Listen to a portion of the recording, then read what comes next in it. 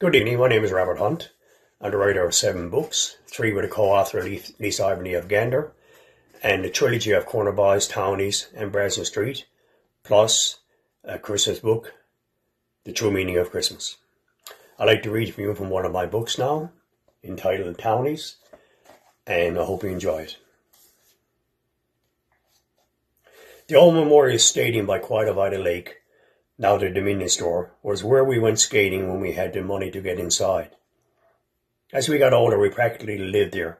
Many summer nights were spent walking down to the old stadium with friends for a night on the Weagles. Sharing with that special girl, the skating was an extra bonus. In those days, the roller skates were clipped onto your shoes. We couldn't afford to buy the leather skates a few people wore. The music alone was worth the price of admission. It was the early days of rock and roll. Elvis Presley hit the airwaves with his Shake Baby Shake style of dance. The world would never be the same again. Elvis and the Beatles, Roy Orbison, the Supremes, the Rolling Stones, and many other great singers and bands changed the way young people lived. The music has lasted. Young people are listening to it today. I would return to that time of my life for the music alone. I started working part-time at F.W. Warburg on Water Street when I was still going to school, and I loved listening to the music being played over the sound system in the store. It was the first time that I ever heard music played that loud. We didn't even have a record player at home until the late 60s. I was also involved in the Catholic Boys Club, which was located on St. Clair Avenue where the Knights of Columbus building is situated today.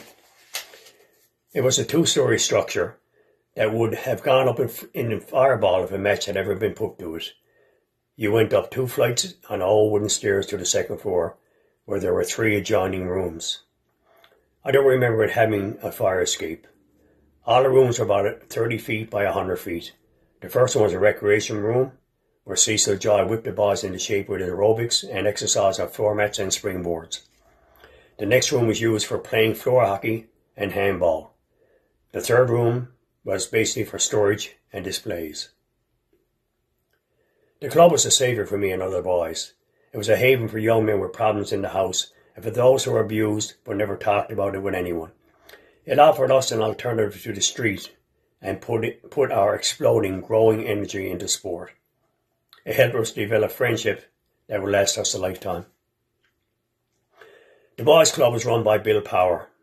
Volunteers included Cease Joy, Bill Mason, former boxer Tommy Pussfoot Benson, and Tom Mason. I'm sure there are many others who went through the doors in those days, but these were the ones who have stuck in my mind. A nicer group of men would be harder to find. I especially remember Cease Joy, the physical fitness instructor, taking time with young boys under his tutelage. He had a special gift for making young men feel that he was on their level. Always soft-spoken and easy-going, he made going to the club fun. He understood that we were poor and didn't have much in our lives, and he made us feel we were always wanted. He joked to us about growing up and made life about what we had rather than what we didn't. He was a good, honest man. Pussyfoot Benson and Tom Mason showed us how to look at our lives and gave us direction. Many boys would have ended up in trouble if not for the attention and kindness these men showed when they were between 8 and 10 years old. Pussyfoot hit like a ton of bricks when he was teaching you how to box. I can remember him laughing at us gently while he showed us the art of protecting ourselves. Bill Power, the manager, was one of the funniest men I've ever met. These 4 men were wonderful influences in our lives, always there when we needed someone to talk to about hardships we endured in tough times for us. Growing up in 1950s and 60s in St. John's prepared us for life in ways kids today might not understand.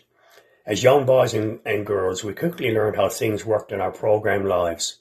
Our parents, the police, the Christian brothers, nuns, and priests set the rules that govern us all.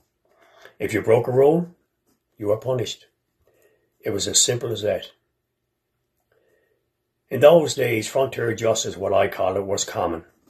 If a child crossed a neighbour or any other adult and were caught, they were berated and possibly hit, or perhaps received a kick in the rear end.